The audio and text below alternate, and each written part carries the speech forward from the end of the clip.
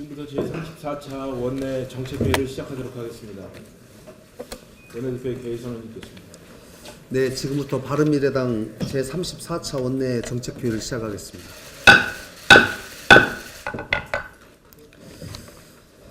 네, 이번 설 연휴 동안 국민들에게서 들은 것은 깊은 한숨이었습니다. 정부와 여당에서 터져나온 권력형 비리 의혹 사건들 때문에 국민들이 경제 걱정보다는 정부 여당 걱정을 먼저 하는 상황이 됐습니다. 문재인 정부가 불러온 경제 위기를 정부 여당의 각종 권력형 의혹 사건으로 덮어버린 꼴이 된 것입니다. 설 연휴를 앞두고 통계청이 발표한 연간 산업활동 동향에 따르면 현재와 미래의 경기 상황을 보여주는 경기 동행지수와 선행지수의 순환 변동치가 역대 최장기간 동안 동반 하락했습니다. 또한 지난해 12월에는 생산과 투자가 동시에 하락하면서 전산업 생산지수가 전월 대비 0.6% 하락했습니다. 특히 제조업 생산 능력지수가 전년 대비 1.1%가 줄어서 통계 작성 이후 47년 만에 처음으로 감소를 나타냈습니다. 이러한 각종 경제지수가 보여주는 최악의 상황에도 청와대나 정부 여당의 대응은 답답하기만 합니다. 정부 여당은 이제 경제 무능을 넘어서 무책임한 모습까지 보이고 있습니다. 이런 와중에 민주당은 투기 의혹을 받고 있는 의원에 대해서는 탈당으로 무마하고 여론 조작 때문에 구속된 김경수 지사에 대해서는 재판 불복하고 재판 청탁 의혹을 받고 있는 소속 의원에 대해서는 감싸면서 아무런 조치도 하지 않고 있습니다. 경제 무능과 무책임에 더해서 민주정당으로서의 본분을 잃고 있는 민주당에 대해서 국민들의 원성이 점점 더해지고 있습니다. 이번 설 연휴에서 표출된 설 민심이었습니다. 바른미래당은 설 연휴를 앞두고 민주당과 한국당을 대상으로 끊임없이 대화를 시도하면서 국회 정상화를 위해서 노력했습니다. 그러나 민생을 외면하는 양당의 구태는 결국 설 민심을 등지고 말았습니다. 정부 여당발 각종 의혹들은 숨기려 할수록 더욱 커지는 법입니다. 이제라도 국회에서 야당과 함께 논의하면서 엄격한 기준으로 조사하고 정쟁을 중단해야 합니다. 한국당도 지나친 정쟁과 이슈몰이로 인해서 대선 불복 등 괜한 오해를 만들어서는 안 됩니다. 국회로 돌아와서 일하는 국회의 모습을 보여야 합니다. 바른미래당은 이미 국회 정상화를 위한 중재안을 제시한 바 있습니다. 양당이 바른미래당의 중재안을 적극적으로 받아들여서 조속히 국회로 돌아와야 합니다. 더 이상 우리 경제를 이대로 내버려 두어서는 안 됩니다. 양당의 결단을 다시 한번 촉구합니다. 국회의장 직속 혁신자문위원회의 권고안에 대해서 바른미래당은 환영하고 양당도 즉시 입장을 밝힐 것을 촉구합니다. 국회의장 직속 혁신자문위원회는 최근 회의에서 매달 1일에 임시국회를 여는 것을 골자로 하는 상시국회 운영체제 마련을 위한 매월 임시회 집회 방안을 의결해서 국회의장에게 제출하기로 했습니다. 바른미래당은 혁신자문위원회의 권고안 내용을 환영합니다. 그동안 바른미래당이 주장해왔던 일하는 국회, 생산적인 국회라는 국회 개혁안과 일맥상통합니다. 문제는 이미 열려있는 1월 임시국회조차 외면하고 있는 민주당입니다. 그리고 여당과 함께 보이콧 공조 중인 한국당의 태도입니다. 이런 양당의 구태를 고치지 않고서는 자문위원회에 권고하는 무용지물일 뿐입니다.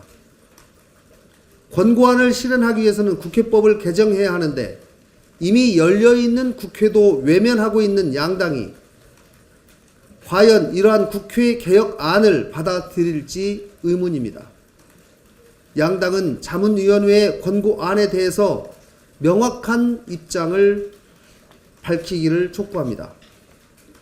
만약 자문위 권고안대로 법이 통과돼서 이행하게 된다면 앞서 바른미래당이 내놓았던 여러 가지의 국회 개혁 사항도 함께 검토되어야 합니다. 법안 심사 활성화를 위해서 각 상임위의 법안 소위 매주 정기 소집, 법사위의 운영 방안 개선, 예결위의 소소위 운영 제도 개혁, 국회 선진화법 개정 등 일하는 국회를 실현하기 위해서 바른미래당이 요구한 국회 개혁 사항을 반드시 국회에서 의논해서 처리되기를 요청합니다. 양당은 자문위원회의 권고안과 함께 바른미래당이 제시한 국회 개혁안에 대해서도 명확한 입장을 밝혀주기를 촉구합니다. 임시국회의 조속한 동참을 다시 한번 촉구합니다. 이상입니다. 최도자 의원입니다.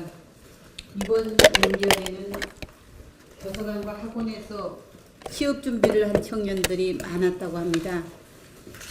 대학을 졸업하고도 일자리를 얻지 못한 사람이 33만 6천 명으로 지난 2000년 관련 통계 집계를 시작한 이래 최대입니다. 온 가족이 함께 정을 나누며 즐거워야 할 명절이 자식들이 처한 어두운 현실로 웃을 수만은 없었습니다. 어려운 시기에 국민께 힘을 드려야 할 국회는 2월 임시국회 정상화도 안개 속입니다. 청와대의 조혜주 임명으로 시작된 국회 파행에 정부 여당은 무책임했고 거대 양당은 대화를 거부하고 있습니다. 조혜주 해임 촉구 결의안으로 국회 보이콧을 풀고 민주당과 한국당이 한 발씩 양보해 국회를 정상화하자는 바른미래당의 제의에 거대 양당은 외면하고 있습니다. 기본법을 만들어 소상공인과 자영업자를 보호하겠다는 정부 여당의 약속도, 미세먼지 대책, 북미 정상회담 등 국회가 점검해야 할 현안도 모두 멈춰 있습니다. 빅데이터 경제 3법, 공정거래법, 임세원법, 미투 방지법 등 민생에 꼭 필요한 법안들이 줄줄이 심사를 기다리고 있습니다. 두 거대 양당에 촉구합니다. 이제 일할 시간입니다. 싸울 때 싸우더라도 일하면서 싸워야 합니다.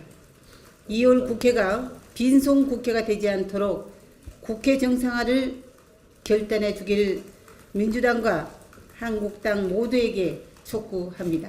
이상입니다. 제2회입니다. 어제 민주당은 서울 민심 관련 기자회견 자리에서 김경수 지사의 1심 판결과 관련 사법개혁을 제대로 하지 않은 탓에 사법농단 세력이 아직 남아있다며 사법개혁을 요구하는 민심을 전했습니다. 사실상 김경수 지사 판결에 대한 재판 불복을 거듭 언급한 것입니다. 민주당이 과연 설 연휴 기간 동안 국민의 목소리를 제대로 들은 것인지, 스스로가 듣고 싶은 이야기를 하는 소위 뇌피셜을 한 것은 아닌지 의구심이 듭니다. 민주당의 이중적인 태도가 문제입니다. 판결문 내용을 차치하고서라도 성창호 판사에 대해서 박근혜 전 대통령 징역 8년 선고 때는 칭찬하더니 이번에는 사법농단 연루자라며 탄핵을 언급했습니다. 심지어 열등감, 부족한 논리 등을 언급하며 비하성, 인신공격 발언까지 했습니다. 또한 민주당은 작년 9월 한국당이 심재철 의원실을 압수수색한 것을 문제 삼으며 대법원을 항의 방문한 것에 대해서 법원과 재판 독립성을 해하는 후한무치한 행위라고 비판한 적도 있었습니다. 민주당의 이러한 모습은 극한 내로남불입니다. 한편 사법농단 수사 과정에서 밝혀진 민주당 의원의 재판 청탁 의혹에 대해서는 관행이었다며 침묵하는 모습도 이와 다르지 않습니다. 사안별로 당리 당력에 따라 손바닥 뒤집듯 입장을 바꾼다면 어느 국민이 과연 민주당의 사법개혁 의지를 믿을 수 있겠습니까? 민주당이 설 민심을 빌려 말한 사법개혁이 보다 철저히 되기 위해서는 재판 불복이 아닌 이미 의혹이 드러나고 있는 국회의원 재판 청탁 사건부터 낱낱이 밝혀야 할 것입니다. 국정조사, 특검 등을 도입해 초당적인 사법개혁, 국회개혁에 동참해야 할 것입니다. 바른미래당은 국회의원 재판 청탁 진상규명특별위원회가 국회의원 재판거래 의심 문건 17개 및 국회의원의 재판 청탁 관련 자료 제출을 촉구하기 위해서 대법원을 방문할 예정입니다. 바른미래당이 당리 당략을 떠나 사법개혁, 국회개혁에 앞장서 민주주의 원칙을 바로 세우겠습니다.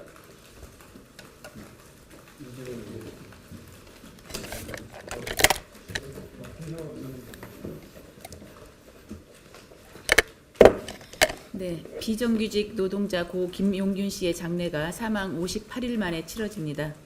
정부와 여당이 김용균 씨가 맡았던 연료, 환경, 설비, 운전 분야의 노동자들을 정규직화하기로 시민대책위원회 측과 합의하면서 다행히 그동안 답보 상태에 놓였던 김용균 씨 태안화력 컨베이어 벨트 사망 사고 관련 논란이 실타래를 풀어갈 수 있게 됐습니다. 이번 합의안에 따르면 국내 5대 화력발전사가 새 공공기관을 만들어 연료, 환경, 설비, 운전 분야 노동자를 정규직으로 고용하고 김용균 씨 사망사고의 구조적 원인을 찾기 위해 석탄발전소 특별노동안전조사위원회를 구성하기로 했습니다. 이번 합의안의 핵심은 위험 작업을 떠맡은 비정규직의 정규직 전환입니다. 고위험 업무를 하청업체에 넘기는 위험의 외주화 관행을 막겠다는 취지에 대해서는 전적으로 공감합니다. 다만 발전사가 비정규직 근로자를 정규직으로 전환한다고 해서 위험한 작업 현장이 안전해지고 모든 문제가 해결되는 것은 아니라는 점을 명심해야 합니다. 그동안 많은 제도적 개선에도 불구하고 작업 현장이 바뀌지 않은 근본적인 원인이 무엇인지부터 고민해야 합니다. 문제가 된 석탄 취급 설비 운전 정비 업무도 과거에는 한전이 100% 업무를 담당해왔고 이후 한전의 자회사로 출범한 한전산업개발에서 담당했던 업무입니다. 하지만 공기업 민영화 정책의 일환으로 한전산업개발이 민영화됐고 감사원에서 수의계약 방식이 아닌 경쟁 입찰 방식으로 발주하라고 발전사에 권고하면서 현재와 같은 상황이 벌어진 것입니다. 결국 근로자의 안전보다 효율을 우선해온 정부 정책과 경영 평가 때문에 발전사로서도 비용 절감에 나서다 보니 안전에 소홀해진 것입니다. 비정규직의 정규직 전환 과정에서 앞으로 풀어야 할 숙제도 많습니다. 발전소의 경상 정비 업무 노동자까지 정규직화할 경우 민간 기업들은 전문 인력을 잃게 돼 사업 운영 자체가 어려워지고 재산권 침해 문제가 제기될 수도 있습니다. 또 공기업 입사를 준비해온 청년들의 일자리가 줄어들 수도 있습니다.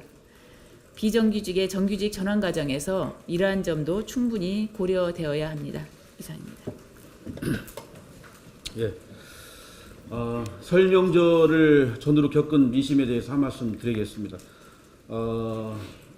설 직전에 송학규 대표님과 김관영 원내대표님 등을 모시고 귀성 인사를 하고 이후에 민생 현장을 몇 군데 다니면서 여론을 체감을 했습니다. 정부와 여당이 새해 들어서 뒤늦게 그 대기업, 중견기업 관계자들과 만나고 중소벤처기업 등의 기업인을 만나고 수수경제를 활성화하고 예타 면제 등 그 지역 개발 계획 등을 발표했습니다마는 역시나 설 민심은 매우 싸늘했다는 것을 보고 드립니다. 저는 개인적으로 안양, 광명, 평택, 의왕, 논산, 익산 등을 방문하면서 회사원, 자영업자, 중소상공인, 농민들을 두루두루 만나봤습니다. 결론은 살 길이 막막하다. 앞길이 보이지 않는다. 먹고 살기 너무 힘들다 하는 한 목소리였습니다. 김관영 원내대표께서 좀 말씀하신 대로 연초부터 발표되는 경제 지표들을 보면 더욱 암담하기 짝이었습니다. 첫째는 연속 2달 수출이 좀 감소세로 돌아섰고요. 두 번째는 산업 생산 증가율은 역대 최저. 또 세 번째는 제조업 생산 능력은 1971년 통계 작성 이후로 최초로 감소하고 있고요. 네 번째, 우리 경제의 한 축인 중소기업의 상황은 더욱더 악화되고 있습니다. 그 중소기업 중앙회에 따르면 올해 설 명절을 앞두고 중소기업 한 곳당 부족한 자금이 평균 7,140만 원으로 지난해보다 25% 올라갔습니다. 올라간 것은 이거밖에 없습니다. 그래서 이 자금 사정의 악화를 찾아보니 역시 인건비 상승을 꼽았습니다. 매출은 늘지 않는데 오르는 인건비를 감당하기 어렵다는 것입니다.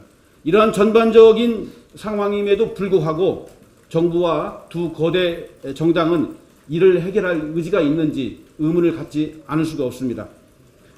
정부와 민주당은 각계각층의 우려와 문제 제기에도 정체불명의 소득주도 성장 등의 기존 경제 정책을 고집하고 있습니다. 또한 자유한국당은 산적한 민생경제 현안을 외면하고 국회 일정을 보이콧하는 목리 정치로 일관하고 있습니다. 정부와 국회는 국민들께 우리 경제가 회복될 수 있을 것이라는 희망을 주어야만 합니다. 특히 정부에 강력하게 촉구합니다. 국민들이 체감하고 또 인정할 수 있는 경제 정책을 현실적으로 채택해서 그리고 국민들에게 희망을 줄 수 있는 자세 변화를 다시 한번 강력하게 촉구하는 바입니다. 이상입니다. 네, 그러면 공개 회의는 이것으로 마치도록 하겠습니다. 이번 기회로 전환하도록 하겠습니다.